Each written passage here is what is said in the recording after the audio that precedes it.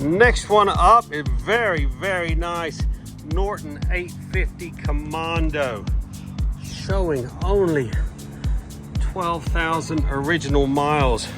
Very nice condition. A good old polish up this thing will be pretty concours. A little mark on the mud guard there. It's had a Mikuni carb put on it, so it runs sweet as. Paintwork is lovely. Little tool bag on the back. Let's see if she fires up. Oh, she sounds sweet.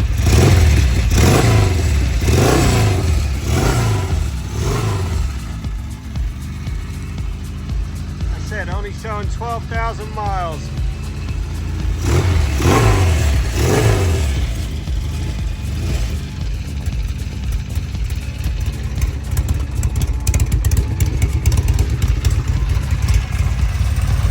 How nice is this?